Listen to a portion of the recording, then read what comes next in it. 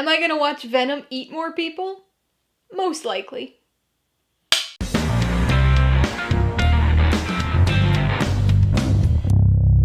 Hey everybody, welcome to Mainely Movies. Today I'm going to be talking about the 2018 superhero action comedy, Venom. If you're new here, please consider subscribing for a variety of movie-related content like reviews, rank lists, and trailer reactions.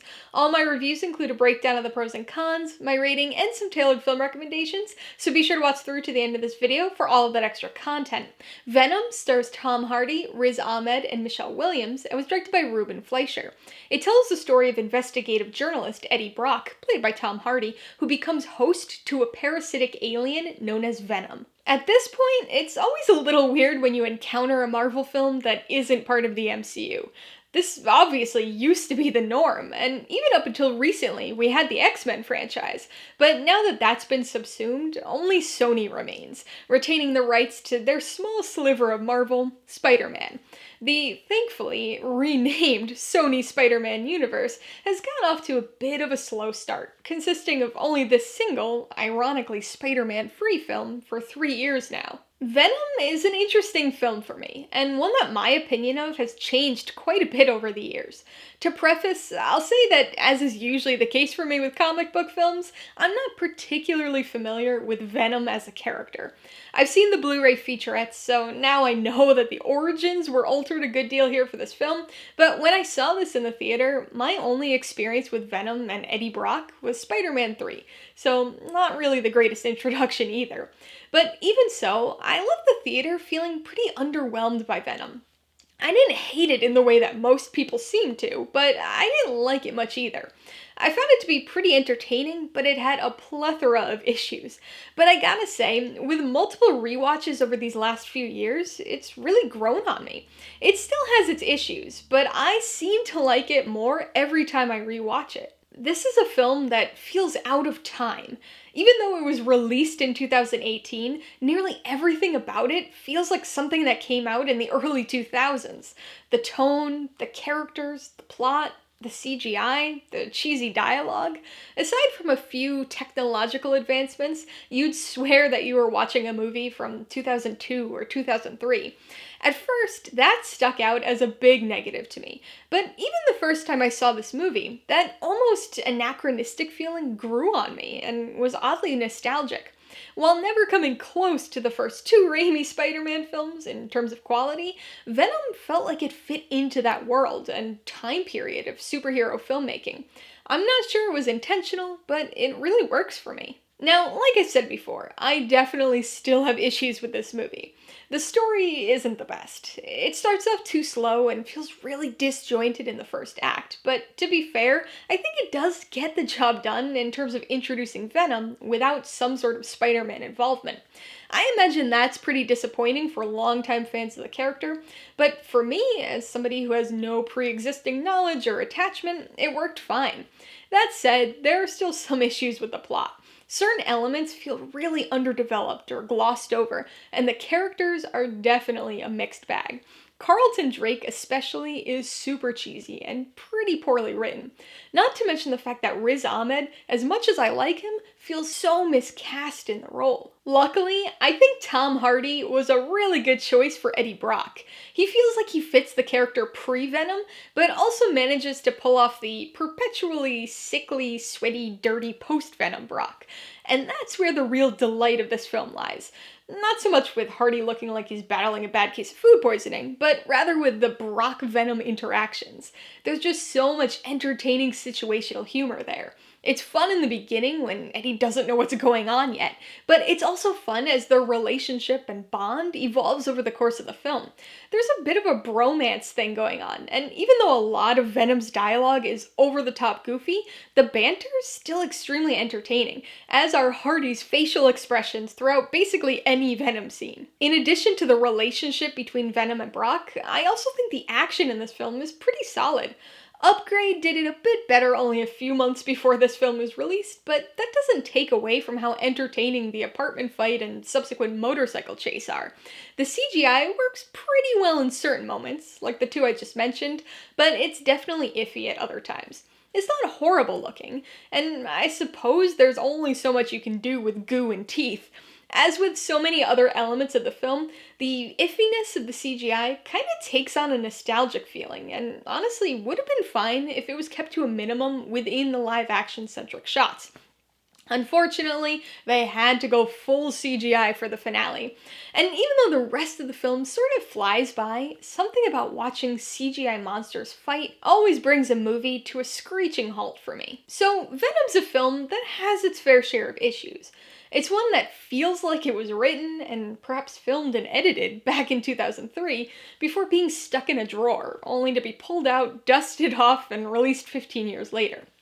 I can understand the problems that people have with this film, but I do think it's been unfairly maligned ever since its release. It's not the greatest comic book movie, and it wouldn't have even been the greatest comic book movie back in 2003, but through all of that CGI goo and teeth, there's a highly entertaining and fun movie buried deep inside. Oh yeah, one more thing before we get into the pros and cons. As many of you know, I'm a biologist in addition to a film critic. It's what I went to school for and what my day job revolves around. So I have to talk about the thing that bothers me the most here, and it's not really the film's fault so much as the source materials. The idea of calling the alien species the symbiote is just so ridiculous. I get the basic idea behind it. The alien species has to form a symbiotic relationship with another organism to survive. Fine. But symbiote is a word far better applied to that symbiotic union between the two organisms rather than to either one of the symbionts individually. So rather than Venom alone being referred to as the symbiote, he should only gain that moniker once forming the symbiotic relationship with Eddie Brock. In simpler terms, Brock equals human, Venom equals Clintar, Brock plus Venom equals symbiote.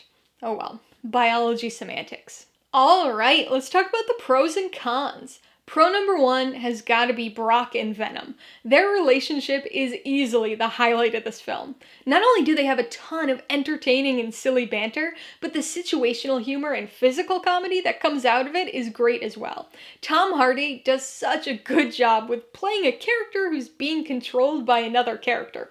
His movements are so goofy as a result, and he also nails the facial expressions when Venom does or says something unexpected. The second pro is the action. Now, not all the action here is great, but a good chunk of it's very entertaining. Most of that, of course, is in large part due to pro number one. The sequences where Venom takes control of Eddie Brock's body are definitely the best here. They're certainly reminiscent of Upgrade, which came out only a few months before this one was released, but that doesn't really affect my enjoyment of them because it's funny to watch no matter how many times you see it. The apartment fight and motorcycle chase scenes are my favorites here, but most of the sequences that don't rely on full-blown CGI Venom are pretty solid. On the con side, the biggest issue is the CGI. I do want to say that I don't hate it, and even though it really looks like CGI and isn't super well blended into the live-action environments, I don't think it looks horrible in most cases. It looks very cartoony, and not of the caliber of other modern comic book movies, but that kind of plays into the whole nostalgic 2003 vibe the movie's got going on, so I can't knock it too much for that. Really, for me, the biggest problem I have with the CGI is the big finale. It's got a few cool moments, I guess, but watching two cartoonishly gooey CGI monsters fighting isn't the most interesting thing. The second con is the dialogue. Like the first con, this isn't a complete blanket con. I do think some of the dialogue is okay, and even the cheesy Venom dialogue, which on its own is pretty bad, ends up being pretty entertaining in terms of the Brock-Venom banter. Unfortunately, a lot of the other characters have some pretty weak dialogue too. The actors do their best to salvage it with okay line readings, but some of it, as Venom so eloquently put, is like a turd rolling in the wind. Before I give you my rating and recommendations, I want to remind you that if you're interested in buying Venom or any of the other films I mentioned today, I do have affiliate links for all of them in the description below. I get a small commission from anything you buy using one of my links, so I'd really appreciate it if you use them if you're in the market for any of these movies. I'm gonna give Venom 3.5 out of 5 paws. That's actually a half paw bump from when I first watched and reviewed it, and it might be a little high, but like I said, it's grown on me. It's got some script issues for sure, and feels like something straight out of 2003, but it's still a really fun movie, and the relationship between Venom and Eddie Brock is excellent. I would recommend Venom to anybody looking for a fun, somewhat goofy comic book movie. I think existing fans of the Venom character might be a bit torn considering the alterations to his origins here, but this movie has a very early 2000s superhero movie vibe to it. So if you're interested in something like that, I don't think this film will disappoint. If you liked Venom, I've gotta recommend Upgrade. It's not a superhero movie, and there aren't any aliens, but it's another action-based film that features a character having his movements controlled by something else. I think the fight scenes are actually quite a bit better in Upgrade, and it's also got a really solid and interesting sci-fi story. If you want some more Venom and don't want to wait for the sequel, you might want to watch Spider-Man 3. It's certainly the weakest film in the Raimi Spider-Man trilogy and is overstuffed with ideas and characters, but it features our first big screen appearance of both Eddie Brock and Venom. And if you want another recent movie about an alien organism that forms symbiotic relationships with human hosts in order to survive on Earth, you should check out Sputnik. It's a Russian horror film that has some plot similarities, but is pretty different in terms of tone. Alright, a couple questions for you guys. Number 1, have you seen Venom? If so, what'd you think of it? And number 2, what's your favorite movie about a character who isn't the only one in their body? Be sure to leave your answers in the comments below so we can get a discussion going. Alright, so if you got some enjoyment, insider information out of this review, I'd appreciate if you'd hit that like button. And if you haven't done so already, please hit subscribe while you're at it to see more videos like this. Till next time, this has been Alyssa with Mainly Movies, the way life should be.